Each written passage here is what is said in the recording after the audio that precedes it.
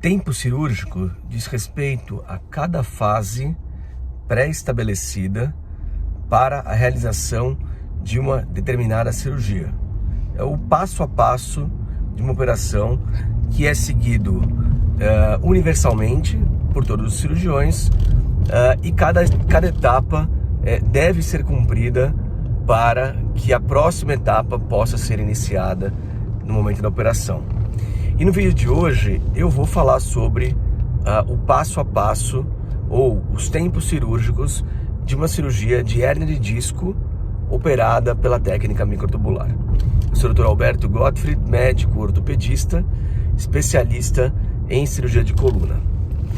Muito bem, quando o cirurgião programa um ato operatório, seja ele qualquer, é muito importante que se faça uma estratégia prévia à cirurgia, né, com base naquele caso em particular. Ou seja, cada caso tem as suas particularidades, mas para determinado tipo de cirurgia existe um passo a passo, ou existem os tempos cirúrgicos. É como, por exemplo, num jogo de videogame, onde você vai avançando de fase. É impossível ir para a fase seguinte sem que se termine e complete aquela missão anterior. Numa cirurgia de hérnia de disco operada pela técnica microtubular é a mesma coisa. Então eu vou tentar sintetizar aqui para vocês, né, quais são os passos mais importantes que o cirurgião completa até do começo até o final de uma cirurgia de hérnia de disco lombar pela técnica microtubular. Né? Então lembrando que a técnica microtubular é uma opção minimamente invasiva para descompressão da coluna lombar e que conta com o auxílio de alguns equipamentos que são indispensáveis. Né? Um primeiro deles é um bom microscópio.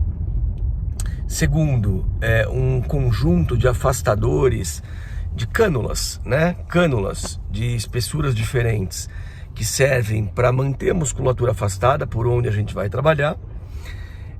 Nesse caso, nós utilizamos uma cânula de 14 milímetros de diâmetro, mais ou menos como uma moeda de 10 centavos aqui no Brasil. Então, 10 centavos, uma moeda de 10 centavos tem mais ou menos esses 14 milímetros. E as pinças, né, os equipamentos por onde a gente vai trabalhar por dentro dessa cânula. Então, o primeiro passo cirúrgico é o posicionamento do paciente já anestesiado. Então, o anestesista faz o procedimento anestésico com o paciente ainda em decúbito dorsal, ou seja, de barriga para cima. E aí nós posicionamos o paciente na posição de barriga para baixo, que é o decúbito ventral. Né? Existem algumas posições diferentes, ele pode estar deitado com os quadris um pouquinho flexionados, ele pode estar com os quadris bastante flexionados na posição geno-peitoral, que é uma posição que eu gosto bastante. E aí o paciente é fixo na mesa nessa posição. Então, está anestesiado, ele está posicionado da maneira como queremos, ele está todo protegido, né? Então as proeminências ósseas, então mãos, cotovelos, axilas, tronco, ilíaco, joelhos, pés, estão todos protegidos com espuma, para que ele fique o mais confortável possível e a gente não tenha problema de úlcera de pressão. O próximo passo é localizar o nível exato de onde será feita a cirurgia. Lembrando que as hérnias, a gente já sabe nos exames pré-operatórios que a hérnia está em determinado nível anatômico, por exemplo, entre a L4 e a L5 ou entre a L5 e a S1. Então a gente usa um tipo de raio-x em filme, né, antes de começar a cirurgia, e com uma agulha nós marcamos exatamente aonde vai ser a nossa operação, para que a gente não vá nem muito para cima, nem muito para baixo e faça um corte maior do que ele precisa. O próximo passo em seguida é a limpeza de novo, né, da pele do paciente, que é a antisepsia, asepsia. Então a gente limpa, a gente coloca um produto que mata as bactérias locais, e aí a gente protege todo o entorno com campos, né, que são uma espécie de panos ou plástico impermeáveis descartáveis, que isolam todo o resto do paciente e nos deixam um espaço pequeno ali, para que isso para que isso reduza e impeça a possível infecção da ferida operatória. Então tá tudo estéril em volta, né, e só fica à mostra um campo pequenininho, que é por onde a gente já marcou lá atrás e por onde a gente vai trabalhar. O passo inicial então é a abertura da pele, né? O corte da pele nessa técnica tem mais ou menos 1,5 centímetro. E aí é feita a dilatação da musculatura, primeiro com um tubinho bem fininho, que tem alguns milímetros, depois um tubinho mais grosso por dentro dele, e depois um tubo de 14 milímetros, que é a espessura do nosso tubo final, tem mais ou menos a espessura desse dedo.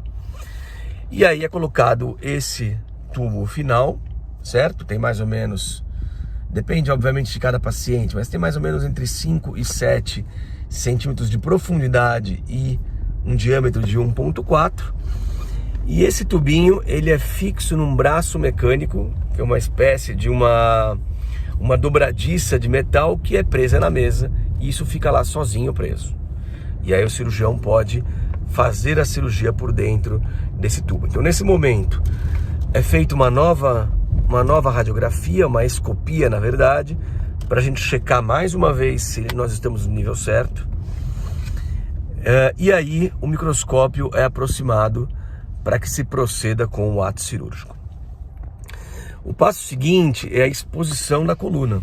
Então a gente tira um pouco de musculatura e ligamentos que possam estar por cima desse espaço da coluna, né? Então entre L4 e L5, por exemplo, supondo que seja uma hérnia L4 e L5, e nós expomos as estruturas anatômicas da coluna. Então a gente expõe a lâmina, a gente expõe o comecinho do processo espinhoso, a gente expõe a parte medial da articulação e principalmente a janela interlaminar, com um pouquinho do ligamento amarelo, que é por onde nós vamos entrar no canal vertebral. Então nesse momento nós usamos uma espécie de um esmeril, que é um drill, que ele de uma forma bem gentil, ele tem alguns milímetros, a gente usa de 3 milímetros. Ele abre um pouquinho a lâmina, né, o espaço interlaminar, a gente abre alguns milímetros para expor o ligamento amarelo que está embaixo. O ligamento amarelo, por sua vez, é ele que recobre o canal vertebral, ou seja, por dentro do ligamento amarelo, por baixo, perdão, do ligamento amarelo, né, que é removido em parte. Então a gente faz um pequeno furinho no ligamento amarelo para poder ver as estruturas neurais embaixo. Então tem o saco dural ali embaixo, que por dentro passam os nervos da cauda equina. Então esse é um momento que é muito importante fazer uma boa hemostasia, que significa a coagulação de pequenos vasos sanguíneos que estão no interior do canal. Tudo isso é feito com um eletrocautério, né? A gente usa um eletrocautério bipolar e também hemostáticos em pasta, que ajudam bastante a não deixar sangrar. Então, exposto essa parte dos elementos neurais, o que a gente precisa fazer então? A etapa seguinte: procurar e tirar a hérnia. Então, gentilmente se afasta esse saco dural e a hérnia discal vai estar bem embaixo dele, porque os sintomas da compressão do nervo se dão justamente aqui, na compressão do disco extruso, do disco que herniou, com o nervo. Então o nervo já está exposto, ele é afastado, e aí a gente vai ver o fragmento de disco intervertebral que deve ser removido. Então nesse momento, né, o assistente retrai os elementos neurais e o cirurgião retira com uma pinça bem delicada o que tiver ali de fragmento de disco, comprimindo o nervo e causando sintomas, né? Ou seja, o resto do disco não é tocado, não é retirado. Ele pode ser sim inspecionado, né, para que outros fragmentos não venham atrás logo na sequência e possam dar uma recidiva.